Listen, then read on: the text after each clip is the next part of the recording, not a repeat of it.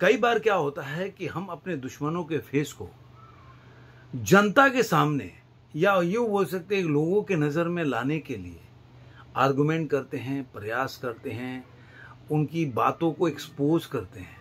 लेकिन कई बार एक और तरीका है कि दुश्मन को इस स्थिति में, परिस्थिति में ला के खड़ा कर दो कि सारा दुनिया खुद सवाल उठाने लगे कि आदमी गलत है या सही है। आप सोच रहे हैं मैं किसके बारे में बात कर रहा हूं?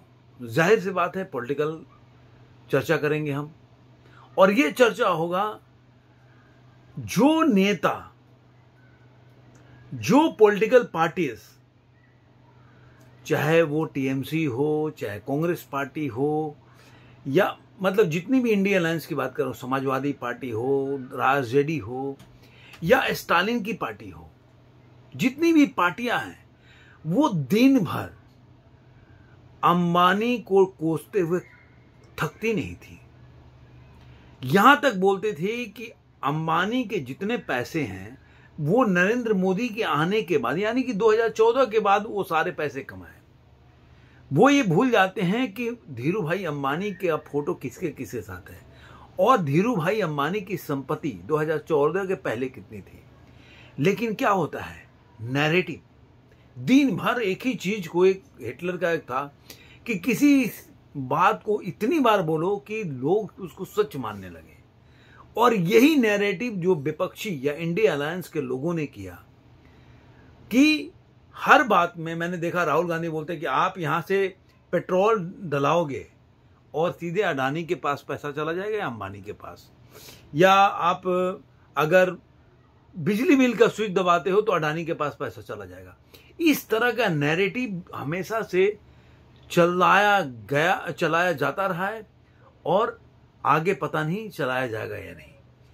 लेकिन जो मुकेश अंबानी हैं, उन्होंने इन सारे लोगों को बिना जवाब दिए हुए इनका फेस या इनका निर्लज फेस सामने लाकर जनता के बीच में खड़ा कर दिया, जो आपके विवेक पे छोड़ देता है कि जो लोग आज तक मुकेश अंबानी को, अंबानी का पानी पी पी कर कोसते थे, बोलते थे देश को लूट लिया, नरेंद्र मोदी ने कर्ज माफी कर दिया, नरेंद्र मोदी का जो पैसा है वो सारा दो परिवार उद्योगपतियों को जाता है, वो सारा जो है मुकेश अंबानी ने बिना जवाब दिए हुए एक जगह पे लाके ऐसे जगह खड़ा कर दिया जहां पे जनता इनके मुंह पर थूक रही है।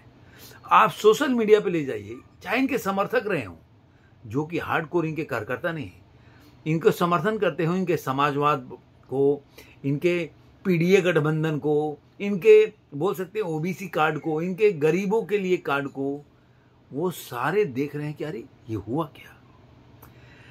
अब दोस्तों मन मुद्दे पे आते हैं। अनंत अंबानी और राधिका मर्चेंट की शादी हो रही है, इनका वेडिंग चल रहा है, 3 महीने पहले से चल रहा है, सब अलग अलग कार्यक्रम चल रहा है। लेकिन जो इनका वेडिंग शुरू हुआ, पहले आपने देखा होगा बॉलीवुड एक्टर्स और हॉलीवुड के वो लोगों को उन्होंने बुलाकर और जो भारतीय संस्कृति का झलक दिखलाया या उनसे उनको मतलब मजबूर किया कि भारतीय संस्कृति के साथ वो जुड़े, उनको प्रमोट करें। जैसे कि आप रियाना हमेशा देश के खिलाफ बोलती रही हैं, लेकिन उन्होंने रियाना को भी बुला के स्टेज पे डांस करवाया। ये होता है साइलेंटली जवाब देना। अब उन्होंने इस बार क्या किया, ये तो पहले की बात बता रहा हूं। अब इन्होंने क्या किया कि जितने भी पॉलिटिकल पार्टी दिन भर पानी पी पी के गाली देते थे, वो सबको बुलाया। और यकीन मानिए, मैं फोटो लगाऊंगा, आप देखिएगा। जो आरजेडी अपने को गरीबों का मसीहा मानती है, जो हमेशा से इन अंबानी फैमिली का विरोध करती रही है, वो सब परिवार,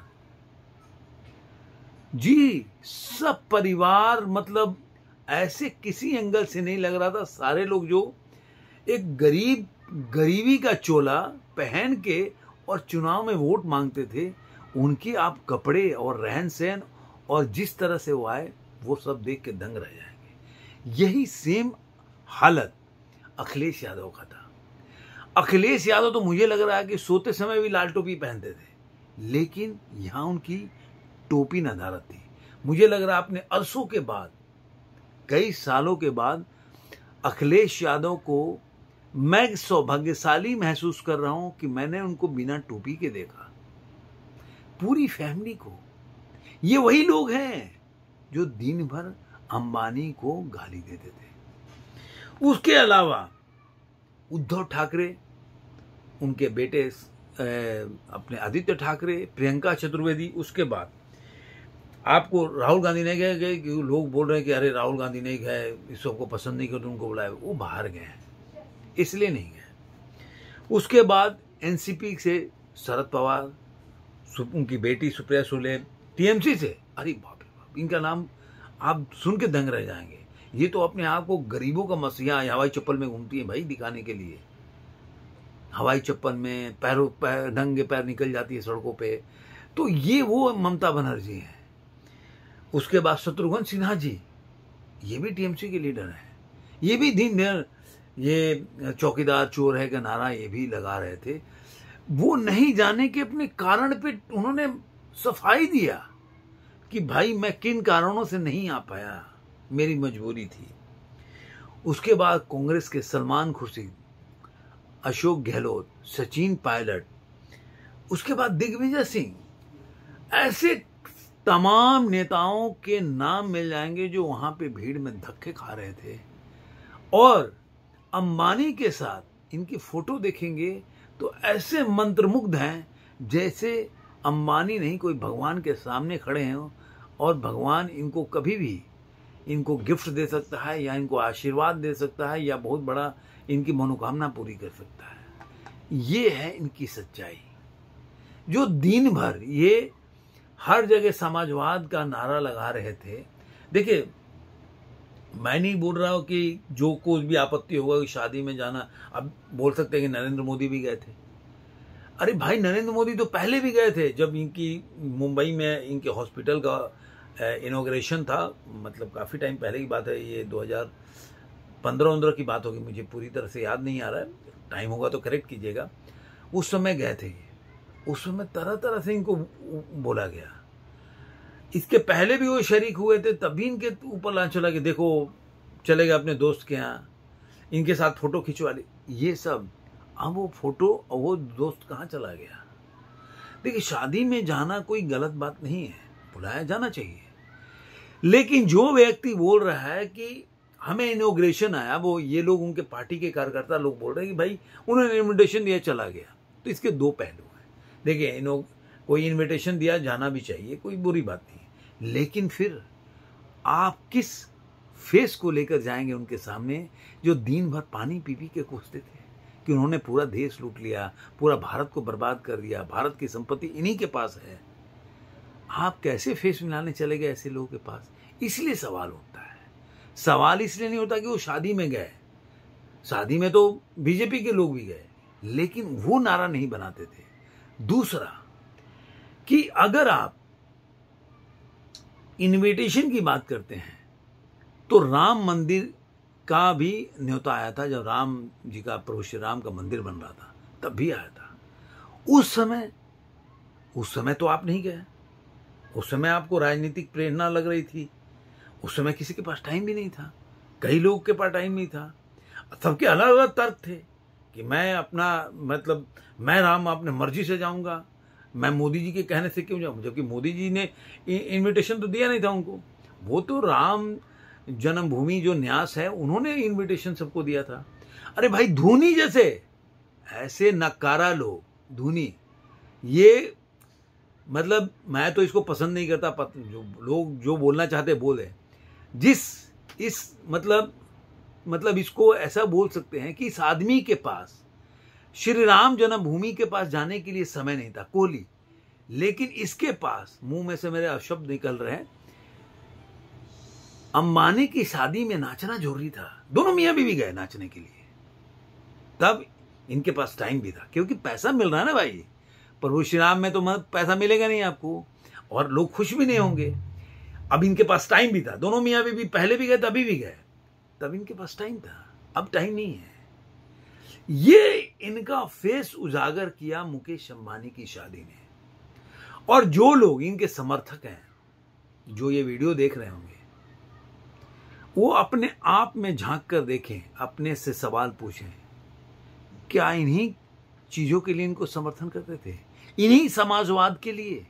अब आप तर्क देते रहोगे कि देखो इनविटेशन दिया, तो फिर तो राम मंदिर में भी जाना चाहिए, तब तो नहीं गए। इनविटेशन दिया तो खाना पूर्ति के लिए अकेले चले जाते, वैसे तो गए नहीं। लाओ लश्कर के साथ, पूरी फैमिली के साथ, कम पीछे कैसे रहना भाई। और सुना कि वहां पे रिटर्न गिफ्ट भी मिला। तो जिसने भी रिटर्न गिफ्ट स्वीकार किया होगा, किस निर्लजता से स्वीकार किया होगा। वो व्यक्ति जिसको आप दिन भर कोसते हो कि सारा पैसा भारत का लूट लिया, तो आखिर उस लूट के पैसे से अगर रिटर्न गिफ्ट लेते हो तो आप भी लूट के उतने ही शरीक हो, मानते हो खुद। हम तो बहुत कुछ जानते हैं और मीडिया में बहुत कुछ चलता है और देश की जनता बहुत कुछ जानता है कि एक छोटा सा व्यक्ति लालू यादव क्या थे, उनका पृष्ठभूमि क्या था, उनके जो समर्थक हैं वो पता नहीं कौन सा चरस फूक के रहते हैं, उनको दिखता नहीं है। और वो जब गरीबी पे, समाजवाद पे बात करते हैं, जिनका लड़के का बाथरूम जो वो खाली किया था, 5 स्टार होटल का बाथरूम उतना नहीं होता है, उस तरह का बाथरूम बनाया था। मतलब मुझे लगा 3-4 कमरे में बाथरूम था उस बंदे का। अखिलेश यादव 6-6 लाख की साइकिल चलाते हैं भाई, 6 लाख 8 लाख की साइकिल चलाते हैं। ये समाजवादी लोग हैं जो अभी गए थे संसद भवन में, तो पता नहीं 1 की 2 करोड़ की गाड़ी थी उनकी। ये ऐसे समर्थक कौन से चरस ये लोग पिलाते हैं, क्यों एकदम अंधे रहते हैं। उनको पता नहीं चलता है कि भाई, मतलब उनको ये दिखता नहीं है कि ये बंदा कैसे, इसके पिताजी क्या थे, आज ये क्या है। मतलब सुशांत गोल्ड सिटी के पास इसके कई एकड़ में फार्म हाउस है और लोग, उनको दिखता नहीं है कौन सा जाति का, किस चीज का इन्होंने इसको चरस पिला के रखा है कि वो इन सबसे जागृत नहीं है। आप मोदी जी को बोलते, मोदी जी के पास क्या है, कौन सी संपत्ति, आप बता दो। आप बता दो कोई मोदी जी का कहीं घर है, आप निकालोगे जिनके पास ये कपड़े हैं उनके कपड़े हैं। घर आपने बताया कहीं मोदी जी का घर है? बोलोगे अरे यार मोदी जी ने लूट के वो बीजेपी का, अरे बीजेपी का ऑफिस बनाया तो बीजेपी का ऑफिस उनका घर थोड़े ना है, किसी का घर नहीं है। क्योंकि आप लोग एक चरस जो पिला के रखा है, वो पी के मदहोश हो, उसी को सच मानते हो। पहले की बातें छोड़ देता हूं कि जिन लोगों ने इनको कोसा, उन्होंने, इन लोगों ने ही उनके राज्य में जो उनकी सरकारें हैं उनमें अपना इन्वेस्टमेंट लिया, उनके साथ स्टेज भी छोड़ के, अशोक गहलोत हों, आप जब भूपेश बघेल थे उनके टाइम में, ये सब तो पहले चलता रहा है। ये कोई बोले कि अरविंद केजरीवाल के पंजाब में कितना पैसा इन्वेस्ट किया अडानी ने, तो ये सब अलग बात है, चलिए इसको तो लो ना का। लेकिन ये चीज, इस निर्लज फेस को जनता के सामने आना चाहिए और जनता को समझना चाहिए, खासकर इनके वो समर्थक जो इनके कौन से नशे में पागल हैं, जो इनको पूजा करते हैं, उनको ज्यादा समझने की जरूरत है। आपको ये वीडियो कैसा लगा जो को कमेंट बॉक्स में बताइएगा। फिर मिलेंगे ऐसे किसी वीडियो में। आज के अंक में इतना ही, धन्यवाद।